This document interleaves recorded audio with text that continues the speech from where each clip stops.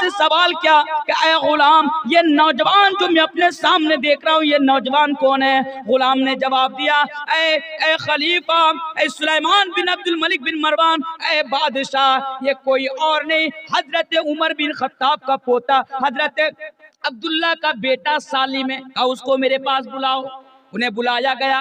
सालिम बिन अब्दुल्ला सुलेमान बिन अब्दुल मलिक बिन मरवान के सामने आया। आने के बाद बादशाह सवाल कर रहा है, ऐ सालिम, मैं तुम्हारा जो दादा अब्दुल मुत्तलिब, तुम्हारा दादा जो उमर बिन खत्ताब है, मैं उनका बड़ा मदाह हूँ, मैं उनका बड़ा फैन हूँ, मैं उनको दिल से उनकी बड़ी मैं इज्जत करता हूँ, करता हूँ, मैं उनका बड़ा एहतराम करता हूँ। ऐ सालिम बताओ तुम्हें मुझसे क्या चाहिए?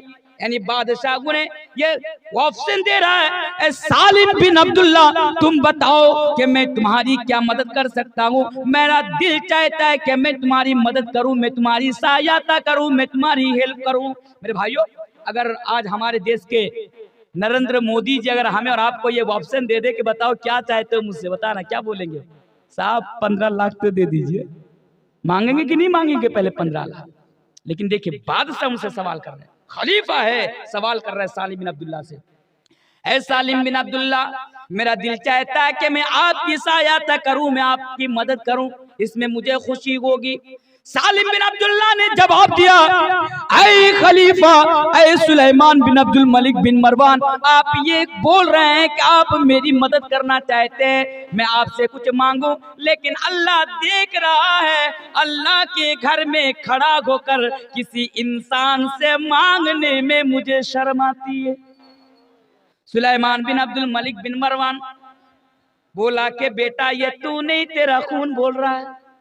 चले गए और अपना गुलाम से कह कर गए, क्या गुलाम, सालिम बिन अब्दुल्ला जब मस्जिद से बाहर निकले तो उन्हें मेरे दरबार में लाना, उन्हें मेरे पास लेकर आना। कहा चलिए ठीक है। सुलेमान बिन अब्दुल मलिक बिन मरवान घर चले गए। सालिम बिन अब्दुल्ला भी मस्जिद से निकले ही नहीं थे, उनका गुलाम आया और कहा, ऐ नौजवान, ऐ सालिम, बादशाह ने आपको याद किया है, खलीफा ने आपको अपने पास बुलाया है। कहा चलो ठीक है, चलता हूँ। सालिम बिन अब्दुल्ला सुलेमान बिन अब्दुल मलिक बिन मरवान के दरबार में उनकी खिदमत में हाजिर हुए।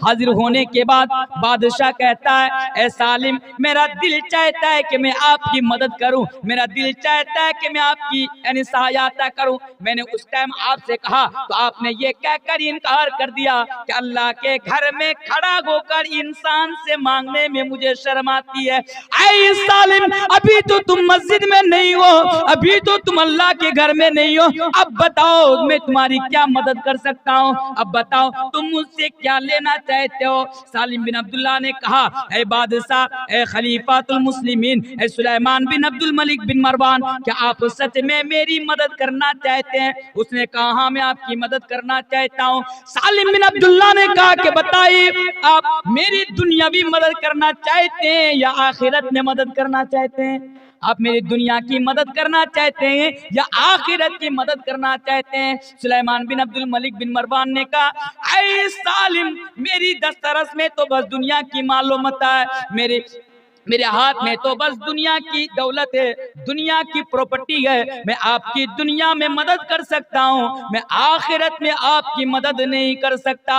सालिम बिन अब्दुल्ला का जवाब सुनो, दुनिया कमाने के चक्कर में आखिरत को भूल जाने वालों, दुनिया के चक्कर में आखिरत को तबाह करने वालों, सालिम बिन अब्दुल्ला का जवाब याद रखो। सालिम बिन अब्दुल्ला ने जवाब दिया, ऐ सुलेमान बिन अब्दुल मलिक बिन मरवान, आप मेरी दुनिया की मदद करना चाहते हैं, लेकिन कान खोल कर सुन लीजिए, जो सालिम अल्लाह से भी कभी दुनिया ना मांगी हो, वो अल्लाह के बंदा से क्यों कर दुनिया मांग सकता है? बात समझ में नहीं आई?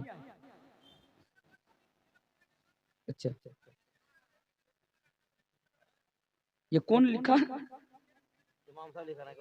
अच्छा, बीएफ जीएफ এর উদ্দেশ্যে কয়েক সেকেন্ড না क्या है? अच्छा, बीएफ गर्लफ्रेंड उद्देश्य, अच्छा कुछ बोलने के लिए बोला जा रहा है। अच्छा अच्छा अच्छा अच्छा अच्छा, कहाँ बंगला सिखाए हैं आप लोग अभी तक? तो जो बोल रहा था मेरे भाइयों, हजरत सालिम बिन अब्दुल्ला को सामने रखिए। आइए एक आयत में आपके सामने रखकर चला जाता हूँ। अल्लाह तबारक व तआला कुरान करीम के अंदर आखिरत को सामने रखते हुए बयान फरमाते हैं। लोगों इस आयत को कान खोल कर सुन लेना। अल्लाह तबारक व तआला बयान फरमाता है वत्तकू यौमन तुरजाऊन फीही इलल्लाह। ऐ लोगों, अल्लाह कहता है मिदनापुर के लोगों, उस दिन से डरो, उस दिन से डरो। किस दिन से? वत्तकू यौमन तुरजाऊन फीही इलल्लाह, जिस दिन तुम सब के सब अल्लाह की बारगाह में जमा किए जाओगे। यानी इस आयत के जरिए से अल्लाह तबारक व तआला यही मैसेज दे रहा है, ऐ लोगों वत्तकू यौमन तुरजाऊन फीही इलल्लाह, उस दिन से डरो जिस दिन तुम सब मेरी बारगाह में जमा किए जाओगे।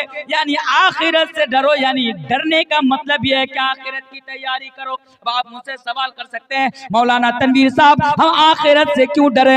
इसलिए डरो मेरे भाइयों क्योंकि वो दिन बदले का दिन होगा।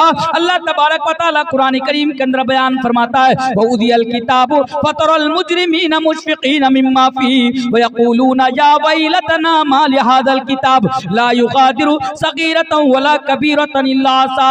मेरे भाइयों, कल कयामत के दिन इसलिए हमसे और आपसे डरने की बात कही जा रही है क्योंकि हमारे हाथ में नामा यामाल रख दिया जाएगा, आपके हाथ में आपका नामा यामाल रख दिया जाएगा। आप अपना नामा यामाल पढ़ेंगे, हम अपना नामा यामाल पढ़ेंगे और अल्लाह तबारक व तआला से सवाल करेंगे, अल्लाह ये कैसा नामा यामाल है, अल्लाह ये कैसा रजिस्टर है, अल्लाह ये कैसी फाइल है कि दुनिया में हमने 70 साल में जो किया था सब कुछ इसके अंदर रिकॉर्ड कर दिया गया है। दुनिया के अंदर दिन के उजाले में, रात के अंधेरों में हमने जो कुछ किया था आज इसके अंदर लिख दिया गया है। आप अपना नामा यामाल देखेंगे। ओ मेरे नौजवान भाइयों, आज मोबाइल का गलत इस्तेमाल करने वालों, कभी आखिरत को भी याद रखो। रात के 12 बजे, रात के 3 बजे, यानी रात के 12 बजे, यानी 3 बजे 2 बजे रूम में चला जाना, लाइट ऑफ कर देना, दरवाजा बंद कर देना, खिड़की बंद कर देना और मोबाइल के जरिए से गंदी गंदी वीडियोस देखने, यानी देखना, गंदी गंदी फोटो देखना और फिर उसको मोबाइल से डिलीट कर देना और ये समझना कि हमने रात भर हमने देखी, रात भर हमने एंजॉय भी किया और सुबह किसी को पता भी नहीं चलेगा। याद रखो कल कयामत के दिन, आखिरत के दिन जब आपके हाथ में नामा यामाल रखा जाएगा और आप अपना नामा यामाल को पढ़ेंगे तो अल्लाह तबारक व तआला से कहेंगे, अल्लाह ये कैसा यानी रजिस्टर है, ये कैसा नामा यामाल है कि मैंने रात के 12 बजे मोबाइल के जरिए से माँ बाप से छुप छुप कर जो मैंने किया था वो तमाम की तमाम इसके अंदर रिकॉर्ड है। वो मेरी माँ और बहने, आज आपका हस्बैंड कलकत्ता में रहता है, आपका हस्बैंड सऊदी अरब में रहता है, आपका हस्बैंड दुबई में रहता है, रात के 12 बजे मोबाइल के जरिए से आप इश्क लड़ाती रहती है, मोबाइल के जरिए से वीडियो कॉलिंग के जरिए से आप गलत काम करती हैं और सुबह उठकर आप ये समझती हैं कि किसी को पता ना चला। याद रखो कल कयामत के दिन जब आपके भी हाथ में आपका नामा यामाल रख दिया जाएगा, जब आप अपना नामा यामाल को देखेंगे तो अल्लाह तबारक व तआला से सवाल करेंगे, अल्लाह ये कैसा नामा यामाल है, अल्लाह ये कैसी फाइल है, अल्लाह ये कैसा रजिस्टर है कि दुनिया में मैंने तो अपने हस्बैंड की नजर से बच गई, अपने सास ससुर की नजर से बच गई, अपने माँ बाप की नजर से बच गई, लेकिन अल्लाह तेरी नजर से बच ना सका। इसलिए तो अल्लाह तबारक व तआला कहता है वत्तकू यौमन तुरजाऊन फीही इलल्लाह, ऐ लोगों कयामत के दिन से डरो, आखिरत से डरो, उस दिन से डरो जिस दिन के बारे में मैं शुरू से अब तक बताते हुए आ रहा हूँ। इसलिए कि वो दिन बड़ा भयानक होने वाला है, वो दिन बड़ा खतरनाक होने वाला है।